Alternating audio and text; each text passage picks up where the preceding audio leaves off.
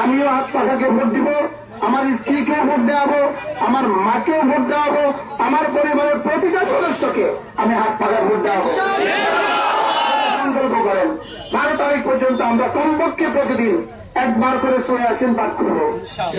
12 তারিখ পর্যন্ত প্রতিদিন আমরা কমপক্ষে 2 রাকাত সালাতুল হাজাত পড়ব। 12 তারিখ পর্যন্ত প্রতিদিন কিছু না কিছু সাদাকা করবেন। আপনাকে এই 3টা আমল আমি দিয়ে গেলাম। সুযোগ থাকলে 12 তারিখে রোজা রাখবেন, 11 তারিখে রোজা রাখবেন, সকালে একটা নফল রোজা ইনশাআল্লাহ রাখবেন। ইনশাআল্লাহ আমরা আল্লাহ তাআলার কাছে দোয়া করি, ইনশাআল্লাহ আল্লাহ তাআলা আল্লামা খালেদ সাইফুল্লাহ দামাত বরকাতুহুকে হাত পাখা প্রতীকে নির্বাচিত করে এই অবহেলিত রামগতিবাসীকে ইনশাআল্লাহ সুন্দর এক জীবন উপহার দিবেন ইনশাআল্লাহ।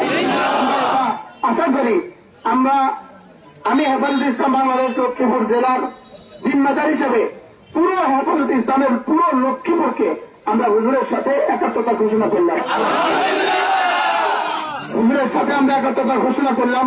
আমাদের প্রতিটা মানুষ এদেশের রামগতির প্রতিটা আলেম পরিবার, প্রতিটা দিনদার পরিবার, যারা ইসলাম নিয়ে বাঁচতে চাই, যারা ইমান নিয়ে বাঁচতে চাই, আমাদের মিশন, আমাদের ইজম, আমাদের মতাদর্শ শুধু ইনসাফ নয়, আমাদের মতাদর্শ ইসলামের আলোকে ইনসাফ।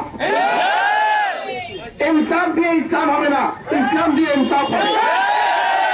কল্যাণ দিয়ে ইসলাম হয় না, ইসলাম দিয়ে কল্যাণ হয়। সাম্য দিয়ে ইসলাম হয় না, ইসলাম দিয়ে সাম্য হয়। আমরা শুধু ইনসাফ নয়, আমরা ইসলামের আলোকে ইনসাফ চাই, আমরা ইসলামের আলোকে কল্যাণ চাই, আমরা ইসলামের আলোকে দেশ গড়তে চাই। ইসলাম আমাদের মিশন, ইসলাম আমাদের ভীষণ, ইসলাম আমাদের জীবন, ইসলাম আমাদের মরণ। খালেদ সাইফুল্লাহ দামাত বরকাতুহুম, আল্লামা খালেদ সাইফুল্লাহ দামাত বরকাতুহুম তাকে নির্বাচিত করে এদেশবাসীর খেদমত করার তৌফিক দান করেন। এই প্রত্যাশা রেখে আমি আমার সংক্ষিপ্ত বক্তব্য শেষ করলাম। ওয়া আলাইনা ইল্লাল বালাগ।